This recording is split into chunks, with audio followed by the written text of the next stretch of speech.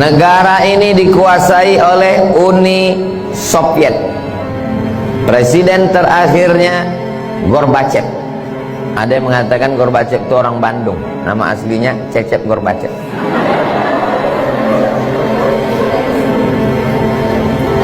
Kita tahu bahwa Uni Soviet komunis, ateis, sosialis, ekonominya sosialis, akidah agamanya komunis, tidak ada Tuhan. Di antara tokohnya adalah Karl Marx. Pemikirannya disebut dengan Marxisme, mengatakan Tuhan tidak pernah menciptakan manusia. Manusia itulah yang membuat Tuhan dalam pikirannya. Kata Marxis, Tuhan itu, agama itu hanya opium, candu. Sama seperti orang kecanduan narkoba, begitulah orang mabuk agama. Tuhan tidak pernah ada, kata Karl Marx. Negara-negara jajahannya tidak boleh membaca Quran.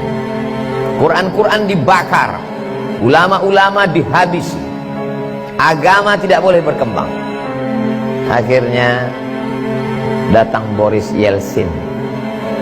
Setelah itu tumbanglah Uni Soviet, dan negara-negara tadi merdeka, dan Soviet menjadi kecil, dan negara tidak sebesar dulu lagi. Ketika negara-negara jajahan Uni Soviet tadi merdeka, Uzbekistan, Tajikistan, Afghanistan, Kirgistan. Stan itu artinya bahasa Inggrisnya land, tanah. Orang Kurdi punya tanah namanya Kurdistan. Somat punya tanah namanya Somatstan. Tajikistan, Uzbekistan, Kazakistan, Kirgistan, Tajikistan, Afghanistan merdeka.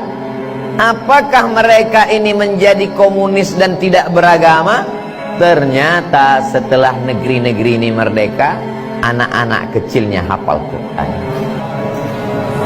Ya, Masya Allah dulu, cerita belum selesai. Dari mana anak-anak ini bisa hafal Quran?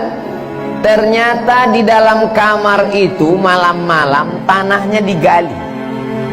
Digali pasir tanah di kamar itu, lalu kemudian bagian atasnya ditutup pakai papan dan karpet. Anak-anak dimasukkan ke dalam, gelap, tidak dikasih lampu, menghafal Quran, memakai metode talqin. Guru membaca, murid mendengar. Uni Soviet berubah menjadi Rusia dengan Presiden Vladimir Putin. Putin tidak sedahsyat pendahulunya. Dia masih mau meresmikan masjid bersama dengan Erdogan. Dia tidak mengusik Islam.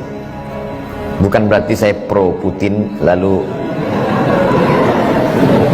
dari 3 contoh sampel tadi, yang pertama Tunisia, yang kedua Uni Soviet, yang ketiga Turki. Ini akan masuk ujian akhir semester.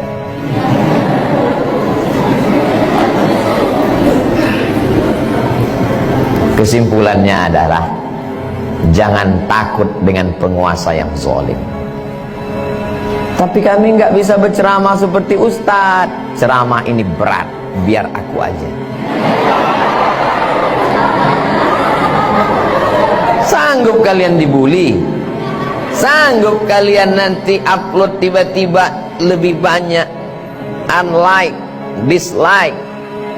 Sanggup kalian diserang oleh buzzer, caci maki, sumpah serapah? Kalian ngapal Quran. Bismillahirrahmanirrahim. Bismillahirrahmanirrahim. Idza as-samaa'u fatarat. Idza as-samaa'u fatarat. Wa idzal kawakibu tatharat.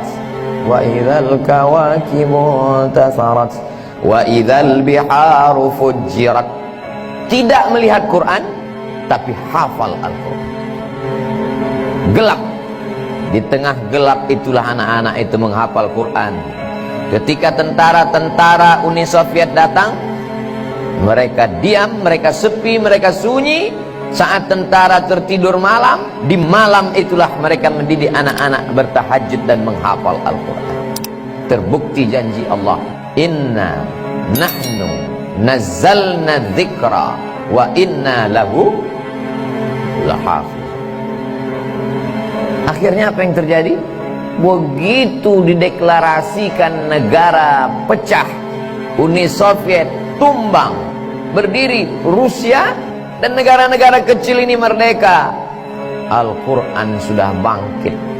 Tidak ada yang bisa menghilangkan Islam dari suatu negeri. Kuncinya satu, lembaga pendidikan Al-Quran. Jadi walau apapun yang terjadi di suatu negeri, sezolim itu pun penguasanya, selama lembaga pendidikan Quran masih ada, Allah masih akan menolong negeri itu.